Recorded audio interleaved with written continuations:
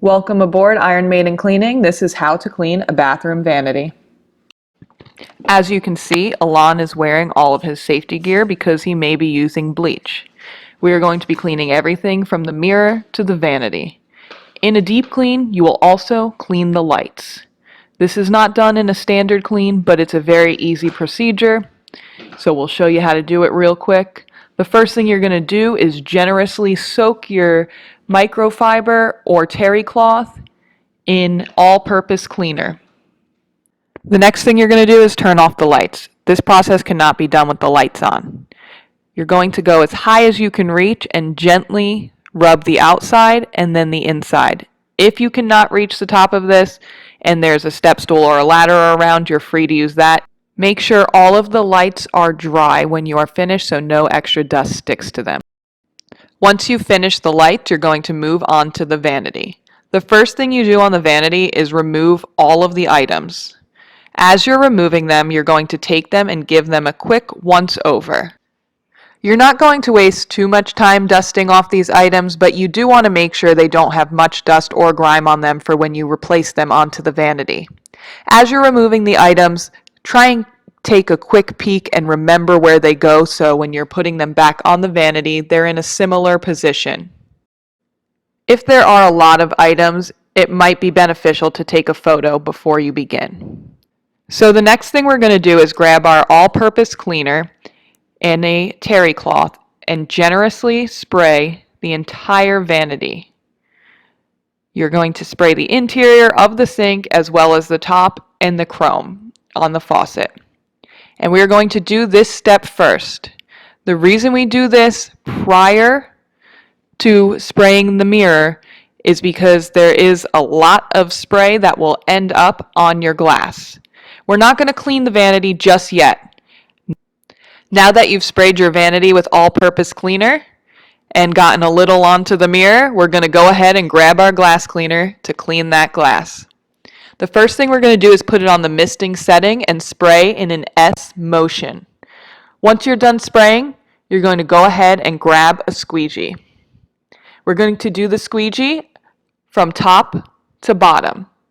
Watch Alon as he squeegees from top to bottom, and then when he's done, he uses his terry cloth to grab any excess liquid from the cleaner. When you're done with that step, you're going to move on and grab a microfiber. You're going to take the microfiber and go in a side-to-side motion on the mirror. The goal of the microfiber is to remove any excess debris that might have been left behind. Sometimes that is not always the case, so you need to move on to your finishing tool, which of course is paper towels. The best motion for a paper towel is top to bottom. That should remove any excess debris that might have even been left behind from the microfiber. A once-over should be good, but if you see any excess debris left behind, please go back and do another round. We don't want to leave anything on the mirror at all. When you're done doing the top of the mirror, just make sure you give the top portion a nice little wipe. And good to go. Now to move on to the vanity. The all-purpose cleaner has been sitting and soaking, so it should be fairly easy to scrub up anything that is on the vanity. We are going to scrub the entire vanity.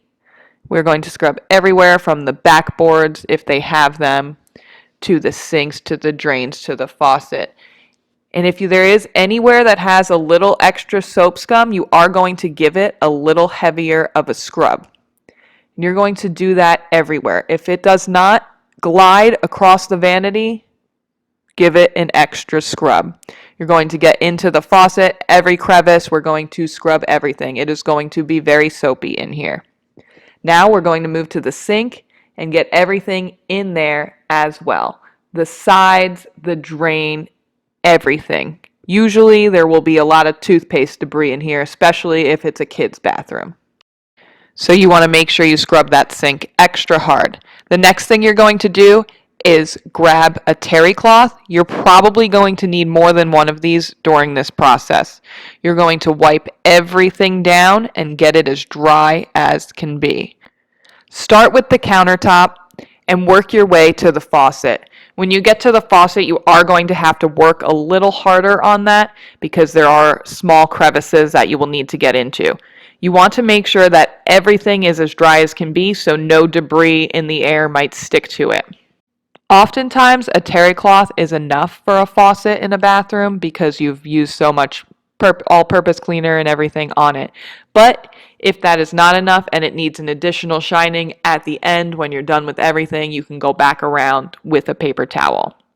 So you're going to finish the faucet and then make your way to the sink. The reason we do the sink last is because a lot of times when you're cleaning the countertop or the faucet, you may push some debris into the sink. When you're doing the sink, make sure to get the drain.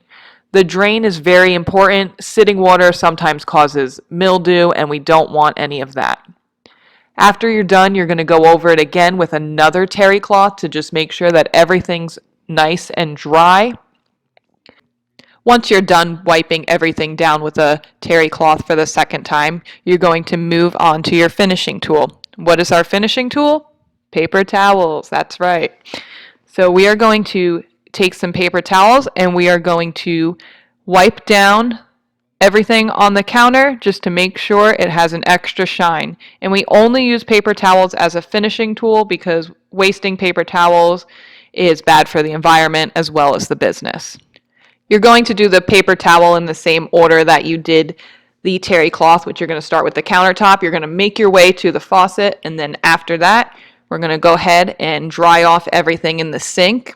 Again, the faucet and the sink are pretty important because you do get debris left there. A lot of people's hands touch the faucet, and in the sink, we are pushing some of the stuff down that we have been cleaning this whole time. So we want to make sure that we get that out, not only with the terry cloth, but finish it off with the paper towel.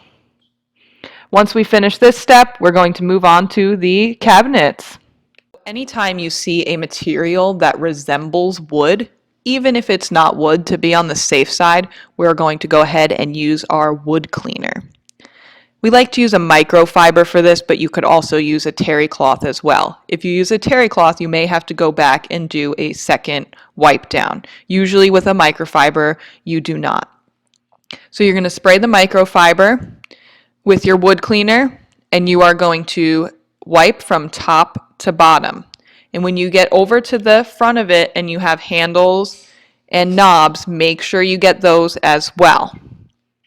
On the vanity, we like to do the sides first and then make our way to the front. Once you're done, just make sure everything is dry and you learned how to clean a bathroom vanity the Iron Maiden cleaning way. Thanks for watching.